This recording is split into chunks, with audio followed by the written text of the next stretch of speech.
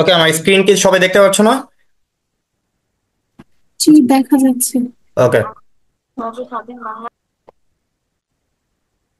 আহ এই কোর্সের নাম হলো ইন্ট্রোডাকশন টু বিজনেস।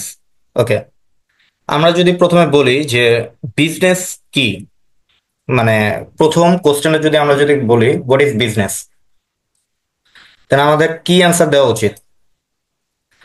দেখো, যে হোয়াট ইজ বিজনেস আমাদের এক্সাম অথবা কোথাও যদি আমাদের যদি কেউ যদি জিজ্ঞেস করে যে definition, what is the definition of business, then what will be the answer? Business আমরা যখন ডেফিনেশনটা বলবো তখন বিজনেস ডেফিনেশনে আমরা কয়েকটা ইনফরমেশন দিব। কারণ আমরা এখন ভার্সিটি স্ট্যান্ডার্ড স্টুডেন্ট, সো আমাদের নর্মাল কোন ডেফিনেশন দিলে আসলে এতটা স্ট্যান্ডার্ড হবে না। ঠিক আছে, তো আমরা যদি কিছু ইনফরমেশন অ্যাড করি, যেমন একটা বিজনেস ডেফিনেটলি একটা ইকোনমিক অ্যাক্টিভিটিস। ঠিক আছে, আমি যখন লেকচার গুলো দিব, ঠিক আছে, আমি যখন কোনো ইনফরমেশন লিখবো তখন তোমরা পারলে নোট ডাউন করবা, ঠিক আছে? তো পরবর্তীতে যখন পিডিএফটা দিব, এটা তোমার পড়তে সুবিধা হবে, বুঝতে সুবিধা হবে অ্যাকচুয়ালি। ওকে, তো হোয়াট ইজ বিজনেস, তো আমরা একটা ডেফিনেশনে কি কি ইনফরমেশন দিতে পারি? তো প্রথমে ইকোনমিক অ্যাক্টিভিটিস। বিজনেস হলো একটা ইকোনমিক অ্যাক্টিভিটিস। আমরা ইনফরমেশন গুলা পয়েন্ট আকারে আমরা বলি যে বিজনেস হলো একটা ইকোনমিক অ্যাক্টিভিটিস। তারপরে বিজনেসে কি করা হয়? এক্সচেঞ্জ করা হয়, পারচেস করা হয়, সেলস করা হয়, আর প্রোডাকশন করা হয় কিসের? গুডস অ্যান্ড সার্ভিসের। ঠিক আছে, আমরা গুডস অথবা সার্ভিসের এক্সচেঞ্জ করি অথবা পারচেস করি। এক্সচেঞ্জ ডেফিনেটলি আমরা একটা অর্থের বিনিময় করব অথবা কোনো কিছুর বিনিময় করব। আচ্ছা, তো exchange, purchase, sales or production of goods and services, এই ইনফরমেশনটা অবশ্যই আমরা ডেফিনেশনের মধ্যে দিব। প্রথম ইনফরমেশনটা কি? Economic activities, then exchange, purchase, sales or production of goods and services. আরেকটা কি ইনফরমেশন আমরা অ্যাড করতে পারি? সেটা হলো যে motive to earn profit and satisfy the needs of customers. Okay, এটার একটা মোটিভ আছে, ঠিক আছে, মানে একটা উদ্দেশ্য আছে। সেটা হচ্ছে আর্ন প্রফিট, প্রফিট আর্ন করতে হবে, and satisfy the needs of customers. ঠিক আছে, কাস্টমার্সদের কাস্টমারের নিড যেটা আছে সেটা স্যাটিসফাই করতে হবে। ঠিক আছে, আমরা তিনটা ইনফরমেশন নিয়ে একটা ডেফিনেশন মেক করব। তো প্রথম কিভাবে আমরা লিখতে পারি যে business is an economic activities. দেখো, business is an economic activities that involves the exchange, purchase, sales or production of goods and services with a motive to earn profits and satisfy the needs of customers. ঠিক আছে, তো আমরা যদি এই ডেফিনেশনটা যখন আমরা লিখবো, এখানে আমাদের কিন্তু তিনটা অলরেডি ফিচার্স অথবা বৈশিষ্ট্য এখানে কিন্তু অলরেডি এখানে ইনক্লুড করে দিছে। ঠিক আছে, একটা ডেফিনেশন লিখতে গেলে যে আহ, তিনটা ইনফরমেশন যদি আমরা দেই, তাহলে একটা ওই ডেফিনেশনটা আর কি স্ট্যান্ডার্ড লেভেলের হয় মিনিমাম। তিনটা ইনফরমেশন যদি দেয়, একটা হলো ইকোনমিক অ্যাক্টিভিটিস, এটা একটা exchange, purchase, sales or production of goods and services, and motive to earn profit, মানে earn profit and satisfy the needs of customers, satisfy the needs of customers. Okay,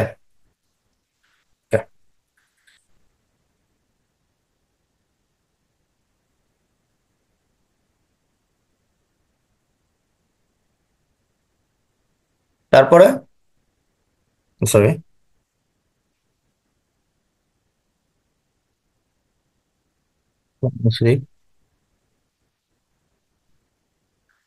most important topics কি এই কোর্সের মধ্যে, মানে sorry এই টপিকের মধ্যে, introduction to business এই টপিকের মধ্যে, এটা ফার্স্ট চ্যাপ্টারের মধ্যে কি কি ইম্পর্টেন্ট টপিক আছে যেগুলো আমরা পড়বো? সেটা হলো প্রথমে মেজর ফিচার্স অফ বিজনেস।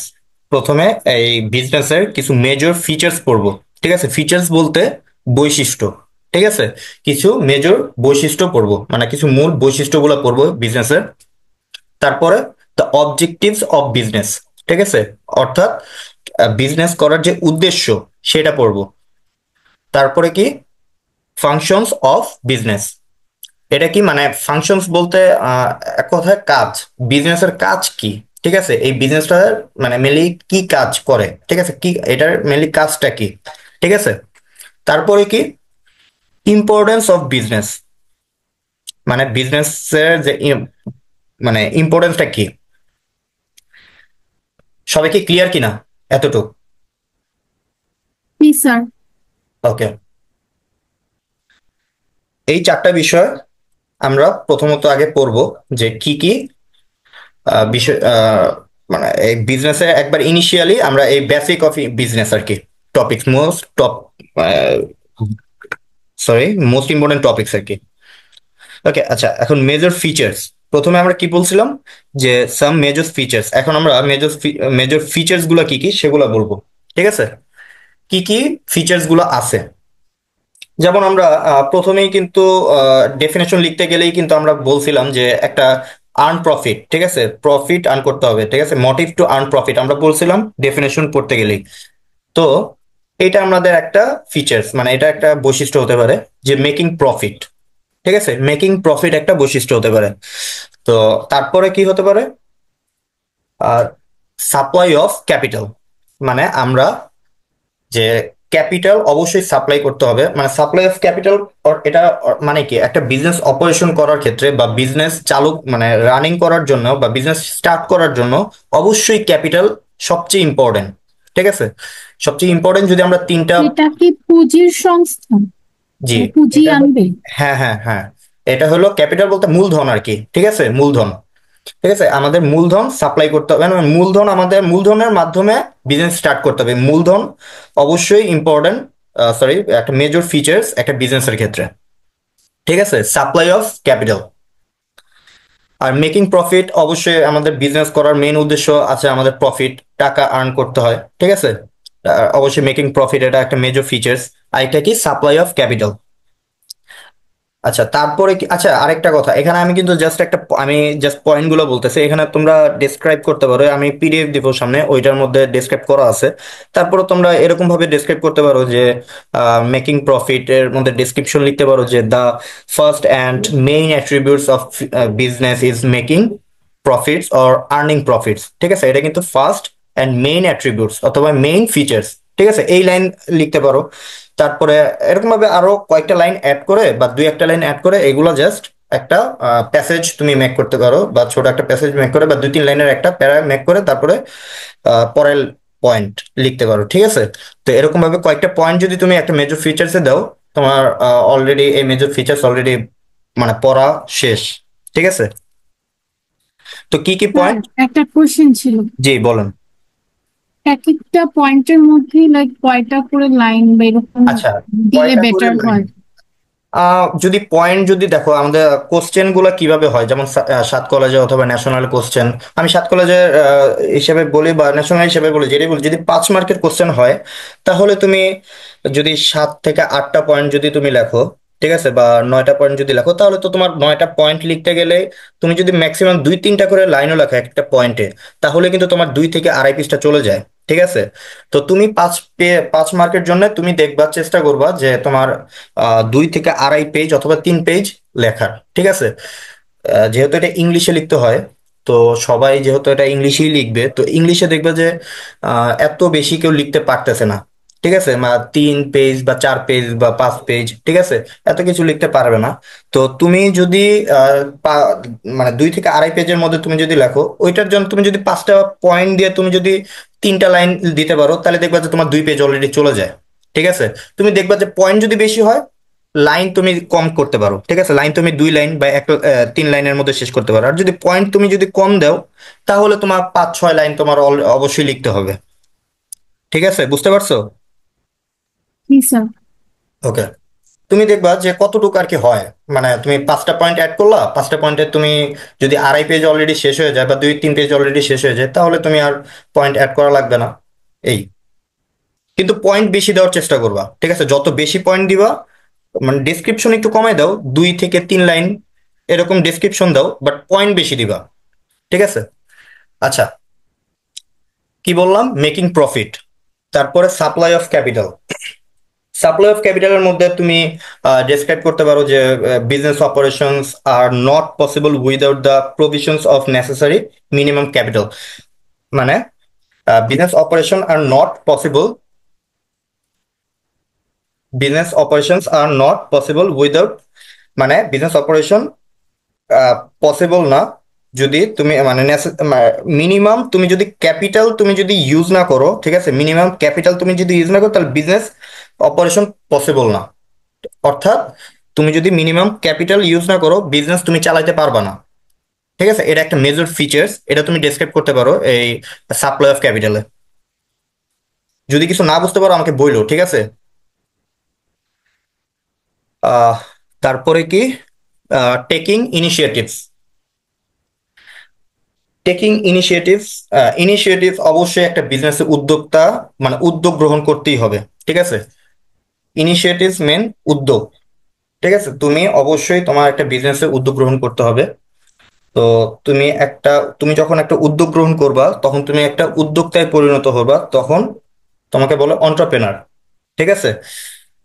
তো এখানে তোমার অবশ্যই যেহেতু উদ্যোগ গ্রহণ করতে হবে, তোমার একটা বিজনেস করার ক্ষেত্রে তোমার অবশ্যই চিন্তা করতে হবে যে আমি একটা মানে এমন একটা উদ্যোগ গ্রহণ করি বা এমন একটা জিনিস নিয়ে একটা বিজনেস স্টার্ট করি, ঠিক আছে, তো যেটা আর কি মানুষের উপকারে আসে, মানুষের নিড পূরণ হয় অথবা ওয়ান্টস পূরণ হয়, ঠিক আছে।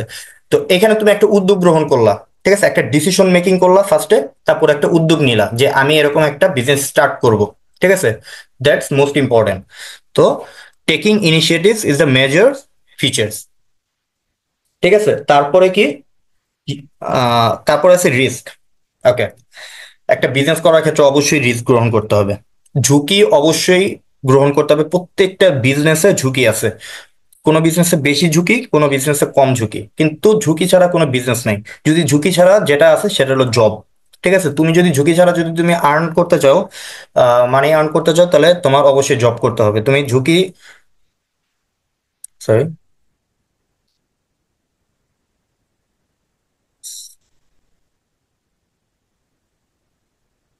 আচ্ছা আমার কথা কি ক্লিয়ার কিনা? জি স্যার, শোনা যাচ্ছে। ওকে ওকে। তো যেটা বললাম যে রিস্ক অবশ্যই তোমার গ্রহণ করতে হবে, এটা একটা মেজর ফিচার্স। যে তুমি আহ, যদি তুমি রিস্ক গ্রহণ না করো তাহলে তুমি বিজনেস রান করতে পারবে না। তোমার কাছে যদি মনে হয় যে না আমি তোমার একটা জায়গায় তুমি, সাপোজ আমি একটা এক্সাম্পল দেই, সাপোজ একটা প্রোডাক্ট তুমি সেল করবা, ঠিক আছে, এর জন্য তুমি অন্য একটা জায়গা থেকে প্রোডাক্ট মেক করলা, তারপর তুমি এটা কাস্টমারদের কাছে সেল করবা। এখন তোমার কাছে মনে হচ্ছে যে এই প্রোডাক্ট কি আসলে কাস্টমার আমার থেকে নিবে, এটা তোমার কাছে একটা রিস্ক মনে হচ্ছে, ঠিক আছে। তো তুমি এই ভয় তুমি ওই প্রোডাক্টটা মেক করলাই না, ঠিক আছে, তখন তুমি প্রোডাক্ট সেল করে তোমার বিজনেসটা আর কি রান হলো না। কিন্তু তুমি যদি একটা রিস্ক নিয়ে যদি তুমি দেখো যে না আমি প্রোডাক্টটা আমি একটা ইনিশিয়েটিভ আমি একটা উদ্যোগ গ্রহণ করি, আমি এরকম একটা প্রোডাক্ট মেক করি, তারপর আমি কাস্টমারদের কাছে আমি দেখাই যে আহ, মানে কাস্টমারদের কাছে সেল করার চেষ্টা করি, দেখি কাস্টমারদের নেয় কিনা, এই যে একটা রিস্ক নিলা, ঠিক আছে, প্রথমে ইনিশিয়েটিভ নিলা, প্রথমে এখানে কি দেখো, আহ, একটা ক্যাপিটাল সাপ্লাই করলা, ঠিক আছে, ওখানে একটা ক্যাপিটাল সাপ্লাই করলা কিভাবে, ওই যে প্রফিট সরি প্রোডাক্ট মেক করতে গেলে তোমার একটা অবশ্যই ক্যাপিটাল সাপ্লাই করতে হবে, ঠিক আছে, একটা মূলধন তোমার থাকতে হবে তোমার প্রোডাক্টটা মেক করতে গেলে। আরেকটা কি, ইনিশিয়েটিভ, তুমি উদ্যোগ গ্রহণ করলা যে না আমি এই প্রোডাক্টটাই মেক করব, ঠিক আছে, তারপরে তুমি কাস্টমারদের কাছে দিলা।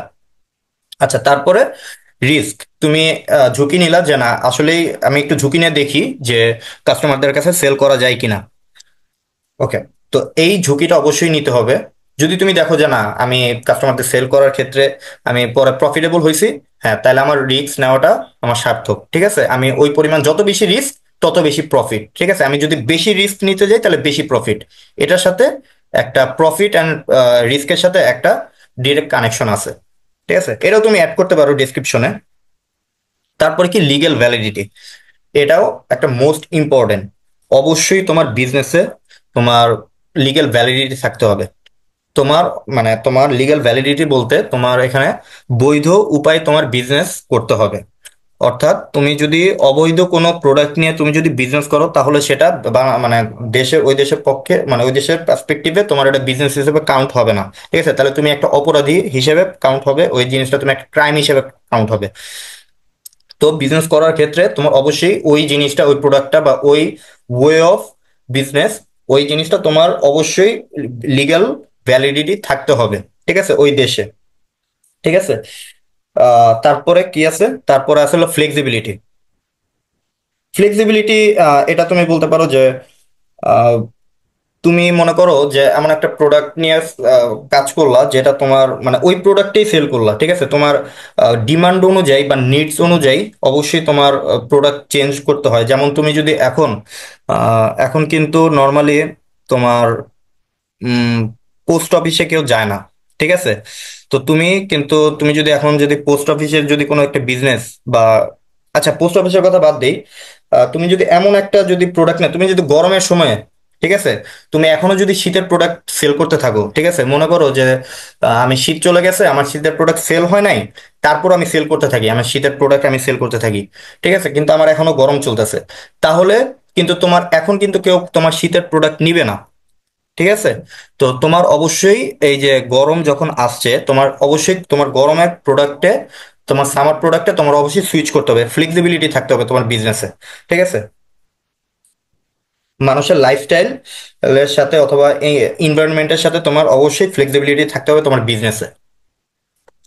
তারপরে কি ট্রানজেকশন এট মানিটারি ভ্যালু, তোমার অবশ্যই ট্রানজেকশন একটা মানিটারি ভ্যালুর মাধ্যমে তোমার ট্রানজেকশন করতে হবে, অর্থাৎ যেটা তোমার অর্থের ভ্যালুর উপর নির্ভরশীল। অর্থাৎ তুমি মনে করো যে তুমি এটা আর্থিক ভ্যালু, যেমন তুমি একটা প্রোডাক্ট কিনলে, তোমার এখন তার বিনিময় প্রথা নাই, ঠিক আছে, এখন তোমার যেহেতু কারেন্সি আছে, সো এখন তোমার উম অবশ্যই তোমার কার্ডে অথবা চেকে অথবা ক্যাশ টাকায় তোমার পেমেন্ট করতে হয়, ঠিক আছে। কিন্তু তুমি অনলাইনে যদি করো, এটা তোমার মানিটারি ভ্যালু, তোমার আর্থিক একটা ভ্যালু থাকতে হবে তুমি যেটার মাধ্যমে তুমি ট্রানজাকশন করতেছো। এটা নিয়ে সামনে আরো অনেক ক্লাস আছে এই যে মানিটারি ভ্যালু নিয়ে। সো এইটা তুমি আপাতত একটা বেসিক নলেজ নিয়ে রাখো যে মানিটারি ভ্যালু অর্থাৎ তোমার আর্থিক মূল্য, ঠিক আছে, এটাই। তো তোমার আর্থিক মূল্যর মাধ্যমে তোমার ট্রানজেকশন করতে হবে। ট্রানজেকশন অর্থাৎ তোমার কোনো প্রোডাক্ট এক্সচেঞ্জ, ওই যে আমি যে বলছিলাম প্রোডাক্ট এক্সচেঞ্জ করতে হবে অবশ্যই মানিটারি ভ্যালুর মাধ্যমে, ঠিক আছে। তো এগুলা হলো তোমার ফিচার্স। ফিচার্স অর্থাৎ তোমার বৈশিষ্ট্য, একটা বিজনেসের বৈশিষ্ট্য হলো এগুলা, ঠিক আছে।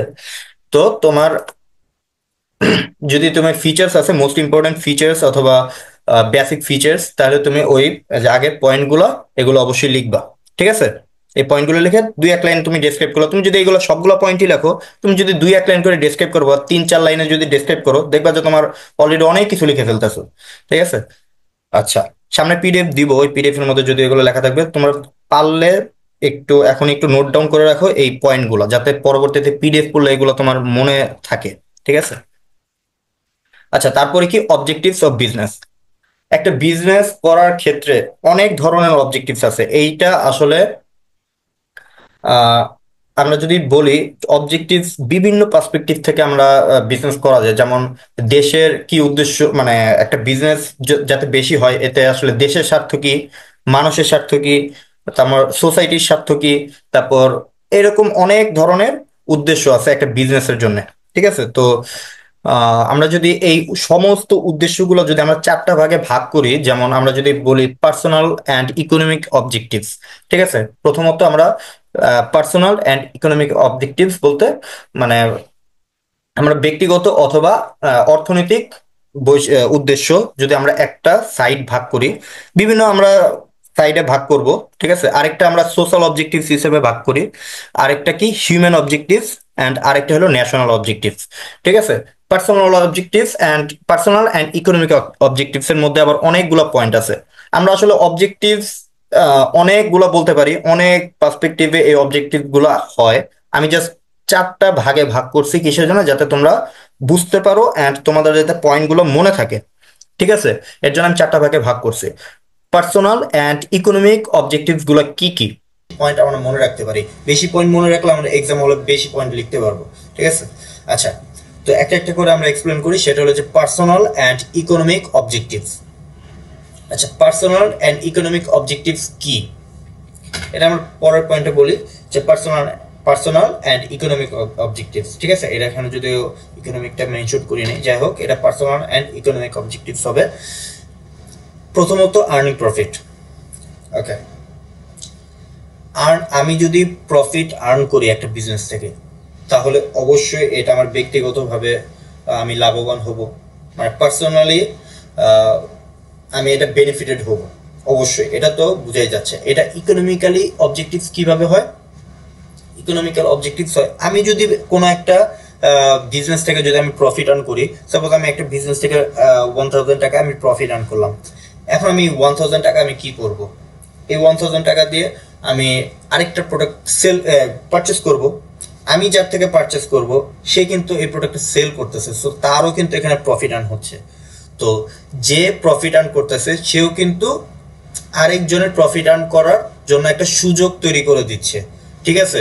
সো আমি প্রফিট আর্ন করা মানে আমি যার থেকে আমি যে প্রোডাক্ট আমি আরেকজনের থেকে যখন পারচেস করব তার প্রফিট আর্ন হচ্ছে। তো একজন প্রফিট আর্ন হওয়া মানে আরেকজন প্রফিট আর্ন হওয়া। ঠিক আছে? এখানে কিন্তু একটা সার্কেল ঘুরে। ঠিক আছে? তো যখন প্রফিট আর্ন করা হয়, যখন একসাথে যখন অনেকে যখন প্রফিট আর্ন করে, তখন ইকোনমিক্যালি গ্রো আপ হয়, লাইক আমাদের ন্যাশনাল ইনকাম অথবা মাথা পিছু আয় তখন আমাদের বৃদ্ধি পায়।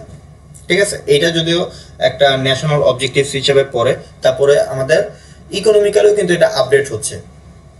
ঠিক আছে? সো এইটা আমাদের personal objectives and economical objectives both we can say.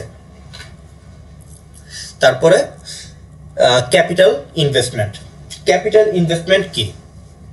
আমরা অলরেডি ফিচার্সে কিন্তু সাপ্লাই অফ ক্যাপিটাল সম্পর্কে কিন্তু অলরেডি আমরা পড়ছি। ঠিক আছে? So supply of capital, capital investment almost same, just এইখানে কি হয়, যখন আমরা ক্যাপিটাল ইনভেস্ট করি তখন আমাদের ওয়েলথ ক্রিয়েশন হয়, মানে আমাদের সম্পদ বৃদ্ধি পায়। আমরা একটা জায়গায় ক্যাপিটাল ইনভেস্ট করলাম, ক্যাপিটাল ইনভেস্ট করার কারণে আমাদের প্রোডাক্ট মেক করলাম, প্রোডাক্ট মেক করলে আমাদের ওখানে অ্যাসেট বৃদ্ধি হবে, তো দেশের ওয়েলথ ম্যাক্সিমাইজেশন হবে, মানে সরি দেশের যখন ওয়েলথ যখন বাড়বে মানে সম্পদ বাড়বে এক হিসাবে একটাই। ঠিক আছে?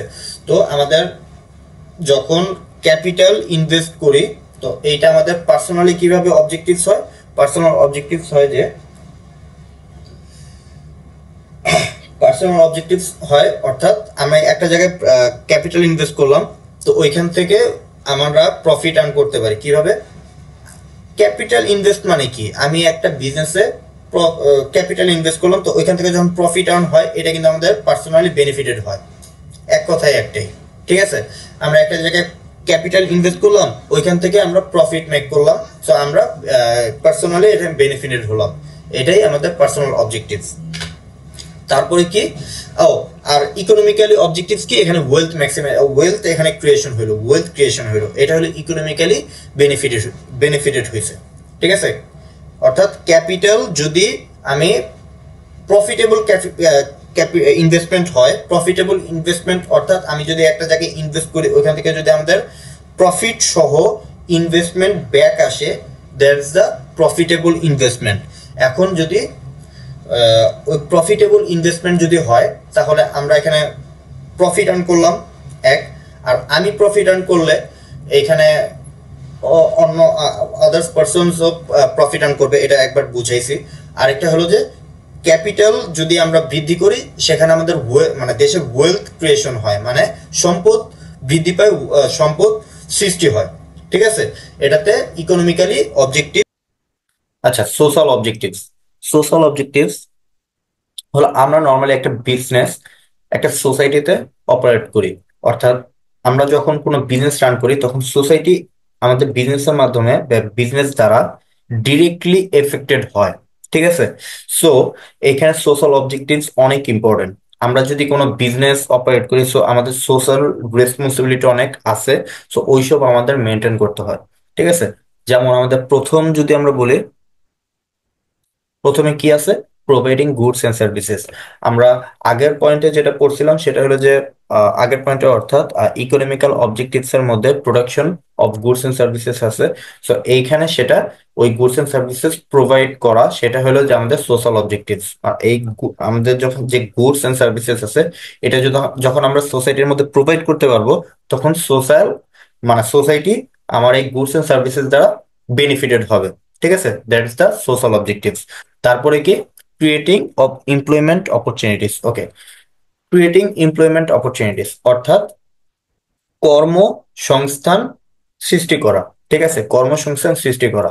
তো আমরা যখন এমপ্লয় সরি বিজনেস রান করব, তো আমাদের বিজনেসটা যদি বড় হয় তখন এখানে অনেকগুলো এমপ্লয়ি নিয়োগ দেওয়া হবে, নিয়োগ দেওয়া হয়। তো এমপ্লয়িরা নানা ধরনের অপরচুনিটি পায়, ঠিক আছে, আমাদের বিজনেসের মাধ্যমে। অথবা যদি আমরা এটাও বলি যে আমরা যখন প্রফিট মেক করি, প্রফিট আর্ন করি, তখন আমরা এই প্রফিট দিয়ে আহ, যা- বিভিন্ন জিনিস আমরা পারচেস করি, বিভিন্ন প্রোডাক্ট পারচেস করি। তো এই প্রোডাক্ট যে পারচেস করলাম, তো এই প্রোডাক্টটা যার যার কাছ থেকে পারচেস করছি সে আমাদের কাছে সেল করলো, তো তাদের এখানে প্রফিট মেক হলো। অ্যান্ড তারা প্রফিট মেক হওয়ার কারণে তাদের যে এমপ্লয়ি আছে তারা বেনিফিটেড হলো। তো একটা আরেকটার সাথে মানে কানেক্টেড এক হিসাবে। ঠিক আছে, তো এমপ্লয়মেন্ট অপরচুনিটিস এখানে ক্রিয়েট হচ্ছে। তারপরে কি আছে, participating in welfare, public welfare. Okay, অবশ্যই আমাদের এমন কোনো প্রোডাক্ট অথবা এমন কোনো সার্ভিস আমাদের দেওয়া যাবে না, বা এমন কোনো প্রোডাক্ট আমাদের বিজনেসের মাধ্যমে সেল করা যাবে না যেটা ইলিগাল। ঠিক আছে, এটা পাবলিক ওয়েলফেয়ার সম্পর্কে আমাদের অবশ্যই অবগত থাকতে হবে, যাতে এটা যাতে পাবলিক মানে অর্থাৎ জনগণ যাতে এটা দ্বারা উন্নত মানে সরি বেনিফিটেড হয়। ঠিক আছে, অর্থাৎ সুবিধা পায়, এরকম আমরা প্রোডাক্ট অবশ্যই আমরা সোসাইটিতে প্রোভাইড করব। ঠিক আছে, এটা হলো সোশ্যাল অবজেক্টিভস। তারপর ডেভেলপিং লাইফ স্ট্যান্ডার্ড। আচ্ছা, ডেভেলপিং লাইফ স্ট্যান্ডার্ড কি? আচ্ছা, তারপরে আছে কি ডেভেলপিং লাইফ স্ট্যান্ডার্ড।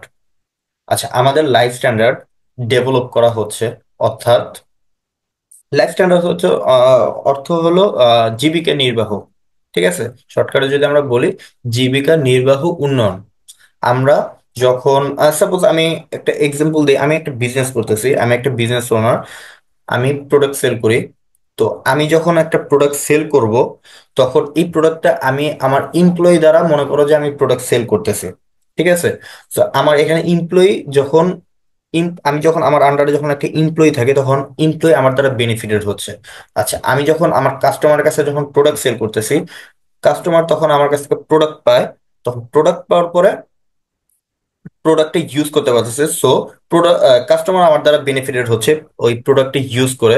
আর প্রোডাক্টটা যখন ইউজ করার আগে যখন আমার কাছ থেকে যখন পারচেস করে, তো আমাকে একটা মানিটারি ভ্যালু দেয়, অর্থাৎ আমাদের একটা আমাদের প্রফিট আমাদের ওই প্রোডাক্ট সমপরিমাণ ভ্যালু দেয় অথবা টাকা দেয়। ঠিক আছে, তো ওই টাকা অথবা আমাদের এ দ্বারা আমাদের প্রফিট মেক হয়, আমরা ওই প্রফিট আর্ন করে আমি নিজে বেনিফিটেড হচ্ছি। সো এইখানে কিন্তু সবাই কিন্তু বেনিফিটেড হচ্ছে। যখন সবাই যখন বেনিফিটেড হয়, তখন আমাদের লাইফস্টাইল অথবা লাইফ স্ট্যান্ডার্ড আপডেটেড হয়। ঠিক আছে, আমার হাতে যখন টাকা থাকে তখন আমি চাবো যে আমি ভালো কিছু একটা কিনতে। ঠিক আছে, তো আমাদের লাইফ স্ট্যান্ডার্ড আরো ডেভেলপ হয়, that's the developing life standard. ঠিক আছে, এটা হলো সোশ্যাল অবজেক্টিভ। তারপরে কি আছে, হিউম্যান অবজেক্টিভ। আচ্ছা, হিউম্যান অবজেক্টিভস, মানুষের প্রতি আমাদের যে উদ্দেশ্য, ঠিক আছে, বা কর্তব্য দায়িত্ব, ঠিক আছে, সেটা হলো হিউম্যান অবজেক্টিভস। প্রথমে আসছে হলো গিভিং রিজনেবল ওয়েজেস। আমরা অবশ্যই রিজনেবল ওয়েজেস প্রোভাইড করব। ওয়েজেস বলতে মজুরি। যখন তিন মজুরদের আমরা অবশ্যই একটা মানে যাদের পর্যাপ্ত ওয়েজেস প্রোভাইড করব, এটাই হলো গিভিং রিজনেবল ওয়েজেস। আমরা যদি রিজনেবল ওয়েজেস প্রোভাইড করি, তাহলে তারা প্রথমত কাজের প্রতি উৎসাহ পাবে, দ্বিতীয়ত আমাদের কাজ আরো প্রপারলি আরো সুন্দর করে করতে চাবে। ঠিক আছে, আচ্ছা, তারপরে কি লেবার ওয়েলফেয়ার। আচ্ছা, লেবার ওয়েলফেয়ার কি, আমাদের অবশ্যই লেবারদের উন্নয়নের কথা অথবা তাদের কথা চিন্তা করতে হবে। তাদের কথা যদি আমরা চিন্তা না করি, দেখলাম যে আমরা একটা রিস্কফুল একটা কাজ, অনেক একটা কাজ আমরা তাদের দিলাম যে এই কাজটা করো, কিন্তু এই কাজটা অনেক রিস্ক, তাদের লাইফ রিস্ক থাকতে পারে, তারা এই কাজ করতে গিয়ে তারা মারাও যেতে পারে। এরকম কোনো কাজ বা অতিরিক্ত রিস্ক ফুল কাজ তাদের দিব না, বা অসুস্থ হয়ে যেতে পারে তাদের দিব না। তাদের অ্যাবিলিটির কথা চিন্তা করে তাদের কাজ দিব, যাতে তারা সুস্থ মতো কাজটা আমাদের সম্পূর্ণ করে দিতে পারে। ঠিক আছে। আচ্ছা, তারপরে কি ক্রিয়েটিং সুইটেবল ওয়ার্কিং এনভায়রনমেন্ট। ওকে, আমরা এমন একটা ওয়ার্কিং এনভায়রনমেন্ট মেক করে দিব যেটা তাদের জন্য সুইটেবল। এক কথায় এটাই, আমরা এমন কোনো ওয়ার্কিং এনভায়রনমেন্টে তাদের কাজ করতে দিব না যাতে তারা অসুস্থ বা তারা মারা যায়। ঠিক আছে, বা তারা অসুস্থ হয়ে গেল, অসুস্থ হয়ে যায়, এরকম কোনো ওয়ার্কিং এনভায়রনমেন্ট দিব না। যেমন আমরা যদি এমন একটা এমপ্লয়ি রাখলাম, একটা এইখানে সে কাজ করবে, তো ওইটা, ওই রুমটা বা ওই জায়গাটা অনেক দূষিত। ঠিক আছে, অথবা এই জায়গাটা পরিষ্কার করা হয় না, বা এই জায়গায় প্রচুর, সাপোজ আমি বলি যে মনে করো যে এমন একটা জায়গায় তাদের দিলাম, সেখানে অনেক মশা, অথবা অনেক দুর্গন্ধ, অথবা অনেক দূষিত, ঠিক আছে, অনেক ময়লা আবর্জনা, যেটার কারণে তাদের হাইজেনিক প্রবলেম হতে পারে, তাদের নানা ধরনের রোগ হতে পারে। ঠিক আছে, তো আমাদের উচিত হলো এই যে ওয়ার্কিং এনভায়রনমেন্টটা একটা সুইটেবল ওয়ার্কিং এনভায়রনমেন্টে পরিণত করা। ঠিক আছে, তো এইটা তৈরি করে দেওয়া হিউম্যান অবজেক্টিভস। তারপরে কি ন্যাশনাল অবজেক্টিভস গুলো আছে, কি কি ন্যাশনাল অবজেক্টিভস আছে? Increasing national assets. ওকে, যখন আমরা বিজনেস স্টার্ট করি বা বিজনেস যখন আমাদের অপারেট করি, তখন এতে আমাদের অ্যাসেট ইনক্রিজ হয়। ঠিক আছে, অ্যাসেট ইনক্রিজ হয় কিভাবে? আমরা যখন মানে এতে আমরা যখন আমরা নর্মালি আমরা কিনে বিজনেস করি, কোনো প্রোডাক্ট অথবা কোনো সার্ভিস, এই দুইটাই তো। তো আমরা যখন কোনো প্রোডাক্ট নিয়ে বিজনেস করি, তো ওই প্রোডাক্টটা আমরা ফার্স্টে তৈরি করি। ওই তৈরি করলে কি হয়, আমাদের এই আমাদের স্টেটে অথবা আমাদের দেশে ওইটার একটা, মানে আমাদের দেশে অ্যাসেট ইনক্রিজ হচ্ছে। ঠিক আছে, আমি একটা অ্যাসেটই তো ক্রিয়েট করছি। ঠিক আছে, আমি একটা অ্যাসেট ক্রিয়েট করছি বা ম্যানুফ্যাকচার করছি অথবা প্রোডাকশন করছি, যেটাই করি আমি এটা তৈরি করতেছি। কয়েকটা র মেটেরিয়ালস দিয়ে আমি একটা অ্যাসেট তৈরি করতেছি, যেটা আমরা কাস্টমারদের কাছে সেল করি। তো যখন আমাদের অ্যাসেট তৈরি হচ্ছে, এইটা অবশ্যই একটা ন্যাশনালি এটা হলো একটা এফেক্টেড হয়। কিভাবে হয়? কারণ আমরা ইকোনমিককে ইকোনমিক্যাল সরি ইকোনমিক্সে এই জিনিসগুলো ভালো, এই জিনিসগুলো আমরা দেখতে পাবো যে যখন আমাদের মানে পুরো দেশের মধ্যে কত টাকার বা কত পরিমাণ অ্যাসেট আছে, এটা আমাদের একটা কাউন্ট করা হয়। ঠিক আছে, সো এখানে ন্যাশনাল অ্যাসেটস ইনক্রিজ হচ্ছে, সো এটা ন্যাশনালি এফেক্টেড হয়, সো এটা একটা ন্যাশনাল অবজেক্টিভস। আচ্ছা, তারপরে কি ইনক্রিজিং ন্যাশনাল ইনকাম। আচ্ছা, ন্যাশনাল ইনকাম ইনক্রিজ হয়। ন্যাশনাল ইনকাম ইনক্রিজ হলে একটা দেশের উন্নয়ন, মানে ডেভেলপ হয়, একটা কান্ট্রি ডেভেলপ হয় ন্যাশনাল ইনকাম যখন ইনক্রিজ হয়। আমাদের মাথাপিছু আয় যখন যখন বৃদ্ধি পায়, তখন বোঝা যায় একটা দেশে যখন ন্যাশনাল ইনকাম ইনক্রিজ হয়, তখন আমরা বুঝি যে না, ওই দেশে স্ট্যান্ডার্ড, ওই দেশে ডেভেলপড একটা কান্ট্রি। ঠিক আছে, সো ডেভেলপমেন্ট এটা বোঝা যায় তাদের ন্যাশনাল ইনকাম কত। ঠিক আছে, বাট ন্যাশনাল ইনকাম কি পরিমাণ, এটা দ্বারা বোঝায়। তারপরে কি আছে? National objectives. অবজেক্টিভস মধ্যে সরি, তারপরে কি আছে? Equal distribution of income and assets. Equal distribution of income and assets, এই ইনকাম অ্যান্ড অ্যাসেটস এর একটা ইকুয়াল ডিস্ট্রিবিউশন হয়, যেটা হলো ন্যাশনাল অবজেক্টিভস এর মধ্যে পড়ে। ঠিক আছে। আচ্ছা, তো এইটাই হলো যে আমাদের যে কতগুলো অবজেক্টিভস আছে। তা আমরা কিন্তু পয়েন্ট যদি আকারে লেখা শুরু করি, আমাদের অনেকগুলো পয়েন্ট আসে। তো আমরা এই চারটা ভাগে ভাগ করছি। তো একটা ছকে যে এই জিনিসটা আনি, সেটা হলো যে এই অবজেক্টিভস গুলো একটা ওভারভিউ দেই। সেটা হলো যে এই যে দেখো, সরি,